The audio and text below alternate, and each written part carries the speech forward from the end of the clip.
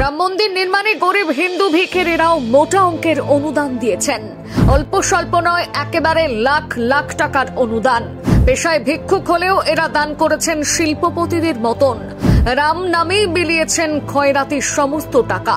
রাম মন্দির নির্মাণে মোট কত টাকা দিয়েছেন ভিক্ষুকরা শুনলে থ হয়ে যাবেন। সময় যেন এগোতেই চাইছে না। কবে আসবে 22শে জানুয়ারি, সেই অপেক্ষায় ঘুম উড়েছে রাম ভক্তদের। রাম মন্দিরের যাবতীয় কাজ প্রায় শেষ, এখন চলছে ফিনিশিং টাচ দেওয়া। জানেন এই রাম মন্দির তৈরিতে কারা কারা দান করেছে? তালিকায় রয়েছে শয়ে শয়ে লোক। বড় বড় শিল্পপতি থেকে শুরু করে তাবর তাবর অভিনেতা অভিনেত্রী সকলেই। কিন্তু শুনলে অবাক হবেন, এই রাম মন্দির নির্মাণের অনুদানের তালিকায় বাদ পড়েনি ভিক্ষুকরাও। হ্যাঁ, একেবারেই ঠিক শুনেছেন, রাম মন্দির তৈরিতে ভিক্ষুকরাও টাকা দিয়েছে। এখন নিশ্চয়ই জানতে ইচ্ছে করছে এই ভিক্ষুকরা কত টাকা অনুদান করেছেন। তাহলে চলুন জেনে নিই। 2020 সালে রাম মন্দিরের ভিত্তি স্থাপনের পর এই মন্দিরের জন্য সকলেই দুহাত তুলে অনুদান করেছেন। এই হাই ভোল্টেজের মন্দির নির্মাণে গোটা বিশ্ব থেকে অনুদান করেছে ভক্তরা।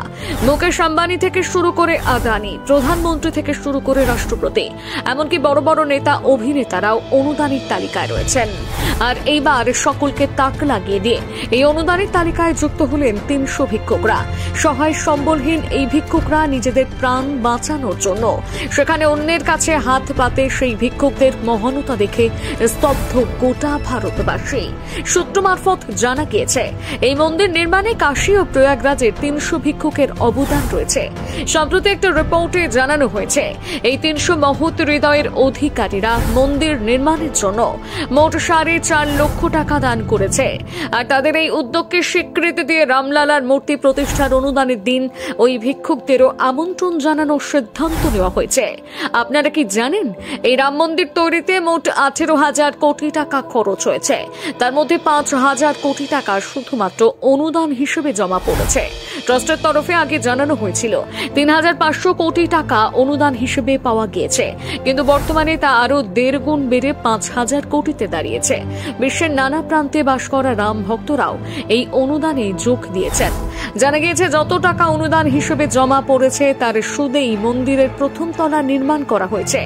এই মন্দিরের ট্রাস্টের মতে মন্দির নির্মাণে মোট 3টি ব্যাংকে সকলের টাকা দান করছে। এই মুহূর্তে অনুদানের টাকার পরিমাণ যা হয়ে দাঁড়িয়েছে তা একেবারেই আশার বাইরে। হ্যাঁ, এখন অনেকের মনে প্রশ্ন উঠতে পারে, এই মন্দির তৈরির জন্য অনেক সাধারণ মানুষ তো দান করেছে, কই তাদের কথা তো বলছেন না।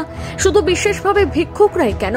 কি জানেন, আসলে কি জানেন, আমার আপনার সকলের বেঁচে থাকার জন্য মাথার উপর ছাদ রয়েছে, পেট চালানোর জন্য চাকরি রয়েছে, কিন্তু এই ভিক্ষুকদের তো সামান্য ছাদটুকু নেই।